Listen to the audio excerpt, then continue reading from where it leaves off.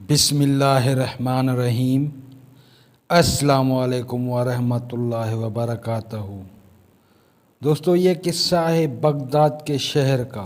ایک تابعی بزرگ تھے، حضرت ابو عبد الرحمن فروغ رحمۃ اللہ صاحب۔ تاریخ بغداد نے لکھا ہے کہ اپنی بیوی کے پاس آئے اور کہنے لگے کہ ترکستان میں جہاد ہو رہا ہے، میں چلا جاؤں۔ بیوی کہنے لگی میں حمالہ ہوں۔ فرمانے لگے تو اور تیرا حمل اللہ کے سپرد، یہ 30,000 درہم ہے، یہ تو رکھ لے اور مجھے اجازت دے میں اللہ کے راستے میں جاؤں۔ فروغ رحمۃ اللہ علیہ نکلے۔ 1 ماہ، 1 سال، 2 سال، 3 سال، کوئی خبر نہیں۔ فروغ رحمۃ اللہ کہاں گئے؟ پیچھے بیٹا پیدا ہوا، پروان چڑھا، جوان ہوا۔ بیوی کی جوانی ڈھل رہی، اپنے خاوند کے انتظار میں۔ دیواروں کے ساتھ جوانی گزر رہی ہے، سیاہی سفیدی میں بدل گئی، رونق جھریوں میں بدل گئی، جوانی بڑھاپے میں بدل گئی۔ وہ پھر بھی انتظار کرتی رہی کہ کبھی تو آئے گا۔ 30 برس گزر گئے، لیکن فروغ کا کوئی پتہ نہیں۔ کبھی خبر آتی کہ زندہ ہے، کبھی خبر آتی کہ شہید ہو گئے۔ ایک رات لوگ عشاء پڑھ کے جا چکے کہ ایک بڑے میاں ہتھیار سجائے ہوئے مدینے میں داخل ہوئے۔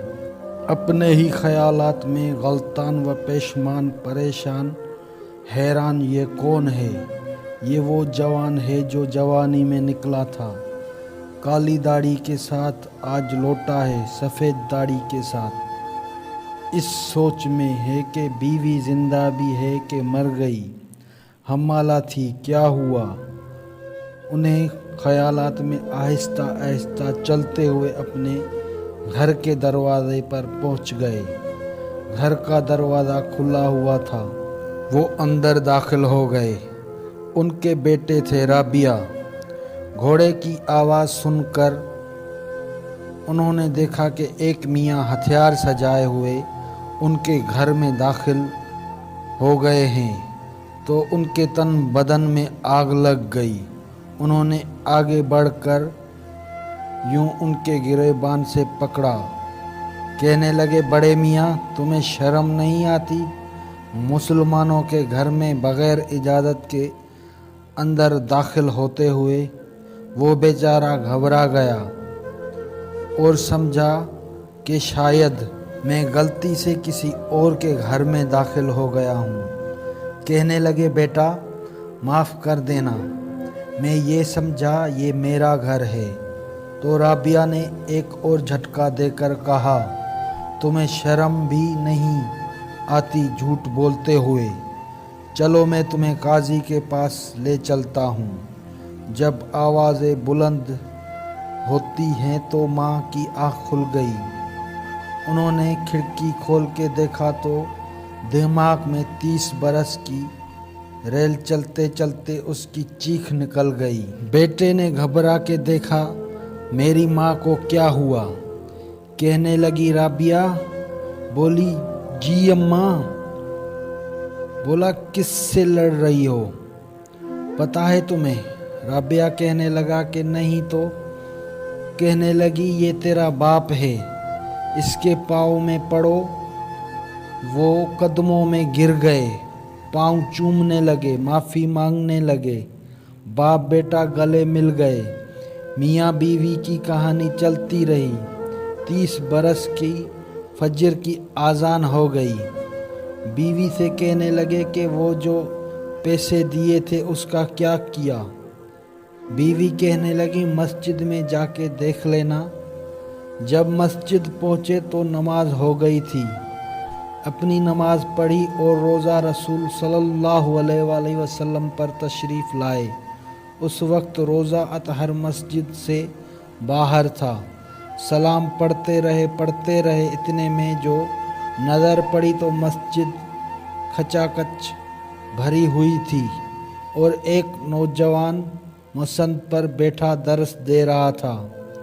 बीनाई कमज़ोर हो चुकी थी, पहचान ना सके कि कौन है, तो पीछे बैठकर दर्स सुनने लगे। जब दर्स ख़त्म हुआ तो साथ वाले आदमी से कहने लगे कि ये नौजवान कौन है, तो वो कहने लगे, चाचा जान, लगता है आप मदीने के नहीं हैं, आप इनको नहीं जानते, मदीने के इमाम को नहीं जानते।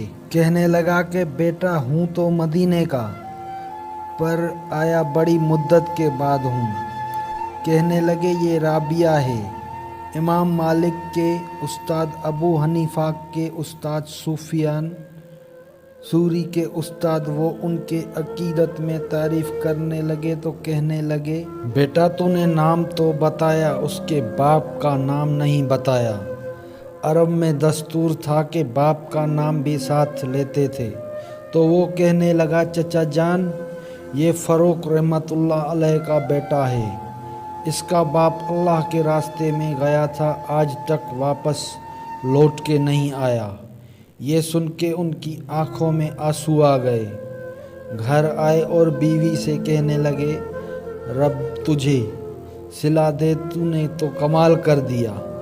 ये माओ ने कमाल किया है। माओ बहनों, बेटियों ने हमेशा दीन के लिए अपना किरदार पेश किया है।